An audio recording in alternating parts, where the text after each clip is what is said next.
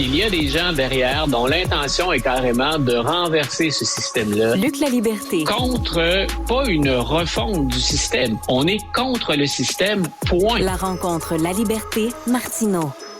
Alors, Luc, tu dis que la semaine dernière a été une semaine horrible pour Trump. Explique ça. Ah. Semaine horrible d'abord devant les tribunaux pour deux volets.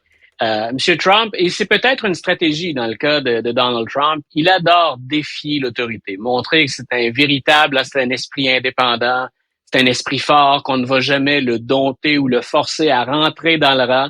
Donc, on lui a imposé dans deux des procès qui l'impliquent, on lui a imposé des bâillons, c'est-à-dire cessez de vous exprimer, surtout sur les réseaux sociaux, sur Truth Social. Cessez de vous exprimer sur du personnel de la Cour, sur les procureurs qui vous poursuivent, ou encore carrément de vous exprimer au sujet des juges, de les accuser, de leur reprocher des choses ou de dire que tout ça est un vaste complot ourdi contre vous. On a commencé par l'avertir, ensuite on lui a donné des bâillons, et M. Trump finalement a fini par être, pour une première fois, mis à l'amende. C'est pas tellement la somme de l'amende, c'est quelques milliers de dollars, ce que M. Trump normalement, du moins d'après ce qu'il allègue comme fortune, c'est quelque chose qu'il va éponger assez rapidement. Mais il a été mis en garde. Si vous continuez, écoutez, le procès il peut se dérouler derrière les barreaux dans votre cas. Le verdict et la sentence, vous aurez ça derrière les barreaux. M. Trump est parvenu, si c'était l'objectif, à obtenir ce qu'il voulait, c'est-à-dire de braquer ses partisans encore plus en disant, vous voyez, on tente de limiter l'exercice du premier amendement. C'est pas ça du tout. La grande majorité des Américains, on leur aurait fermé la trappe bien avant ça. S'il n'avait pas été un ancien président, il y a fort à parier que M. Trump aurait été pénalisé beaucoup plus rapidement. D'une certaine façon, il est un privilégié du système.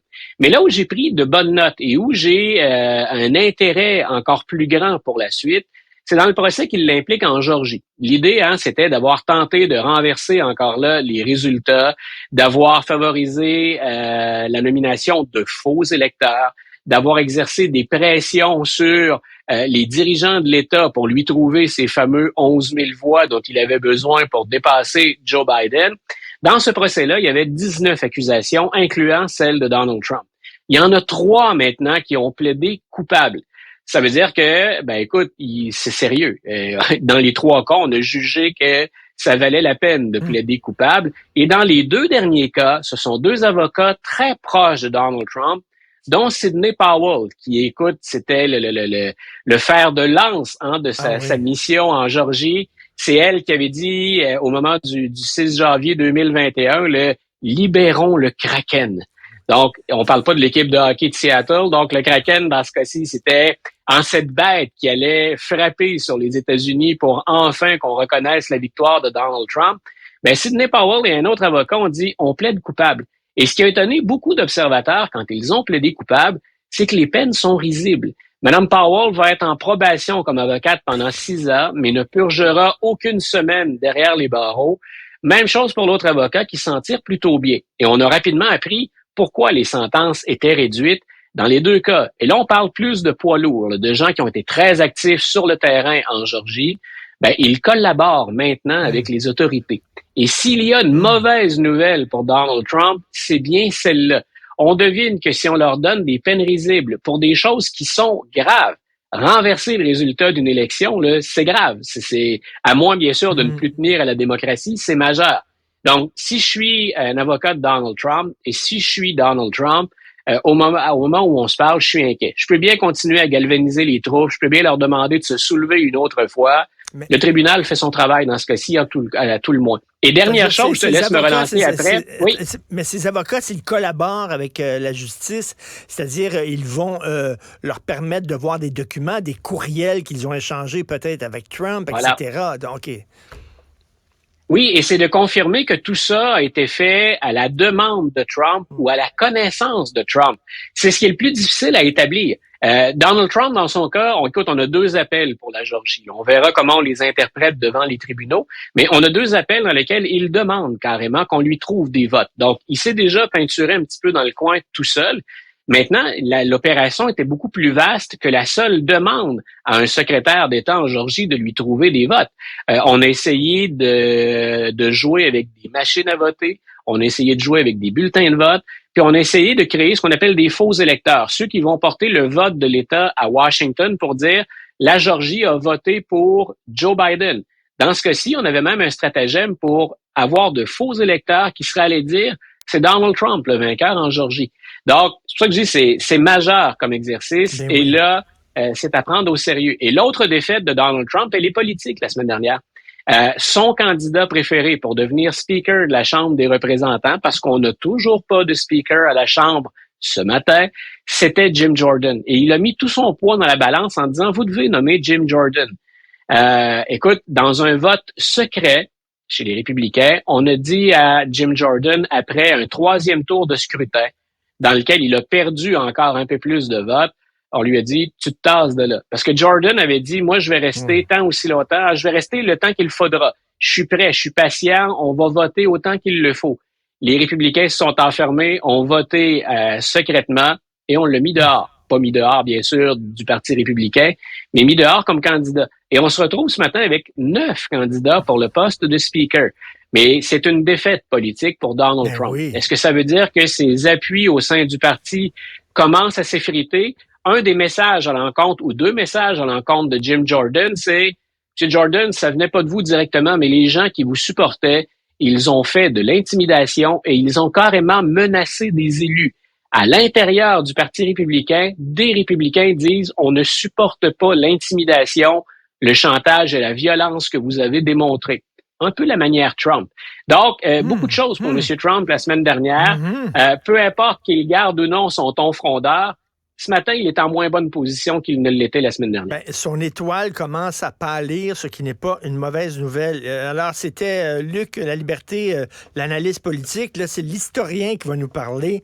Tu veux me parler d'un livre, Judgment at Tokyo. C'est bel et bien un livre. C'est pas un documentaire, c'est un livre. Et, oui, non, c'est un... Oui, vas-y. C'est un bouquin d'un spécialiste de la question de l'Université Princeton. Donc, c'est quelqu'un de crédible, c'est quelqu'un d'expérimenté. Oui. Et tu veux nous parler justement des crimes de guerre qui ont été commis par l'armée japonaise pendant la Deuxième Guerre, parce qu'on le sait, là, des crimes horribles. Hein? Lorsque les Japonais sont rentrés à Nankin, entre autres, il y a un livre célèbre, The Rape of Nankin, ils sont rentrés dans une ville chinoise.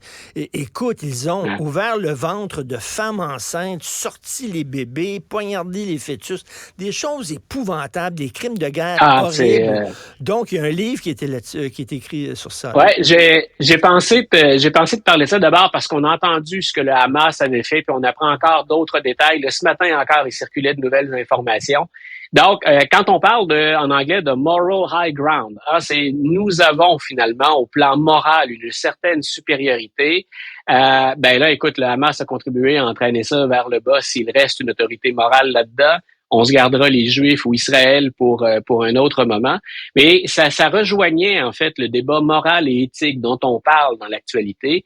Ça rejoint aussi des procès dont on a beaucoup plus parlé, c'est-à-dire ceux réservés aux nazis, pour lesquels il y a eu films, romans et beaucoup de recherches historiennes, de recherches documentaires. On avait beaucoup moins parlé de ces mêmes procès qu'il y a eu pour crimes de guerre de l'autre côté. Et des crimes de guerre qui ont été jugés par, oui, des Américains, mais des Philippins, des Chinois. Donc, tu as référé tout à l'heure, par exemple, à ces conflits puis à cette haine qu'il y avait entre Japonais et Chinois.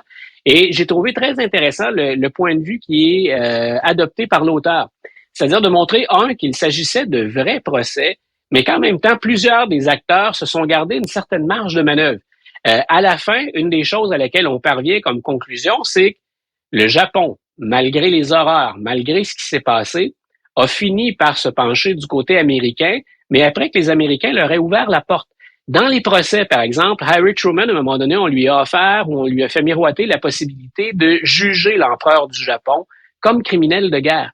Et M. Truman a dit, écoutez, après ces procès, le Japon va continuer, le Japon va aller de l'avant. L'empereur demeure un symbole très important et on va lui faire éviter ces procès.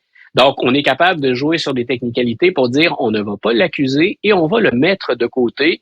Et l'empereur survivant, pour faire une histoire courte, le Japon se tourne malgré tout, après la guerre, vers une démocratie. Autre réflexion intéressante aussi quand on parle de moral high ground et d'Harry Truman. M. Truman, il est dans une drôle de position quand on parle de crimes de guerre. Ce à quoi tu as référé tout à l'heure, on en retrouve encore des exemples dans ce livre-là. Écoute, c'est bestial, c'est inhumain, c'est barbare, c'est le genre de lecture qu'on fait pas si on ne se sent pas bien un matin, si on est déjà découragé de la nature humaine. Mais Truman est dans une drôle de situation pour reprocher aux Japonais la morale. Il est le seul sur leur tête. Voilà. Écoute, et il demeure à ce jour le seul chef d'État à avoir autorisé le recours à l'arme nucléaire. Donc, comment peut-on débattre de la moralité de l'adversaire quand on s'est permis d'utiliser l'arme nucléaire qui n'a pas fait que des victimes que chez les militaires? Le Japon souffre encore ou subit encore des retombées. Il y a des survivants de ces attaques. On en a perdu beaucoup. Ça a pris combien d'années avant que Japonais et Américains se serrent la main en évoquant à la fois Pearl Harbor et en évoquant Hiroshima et Nagasaki? Ça s'est fait sous Barack Obama. Moi, je me rappelle, je ne pensais pas voir ça. Et on se souviendra que Shinzo Abe était venu aux États-Unis et qu'Obama s'était rendu également à Hiroshima et Nagasaki. Moi, j'ai le souvenir de Shinzo Abe, je ne pensais pas voir ça, un Japonais à Pearl Harbor. Et je ne pensais pas non plus qu'un président américain prendrait une victime des deux bombes dans ses bras, un vétéran, pour bien montrer finalement qu'on reconnaissait l'horreur, mais une forme de complicité aussi dans l'horreur, c'est-à-dire une possibilité de rapprochement.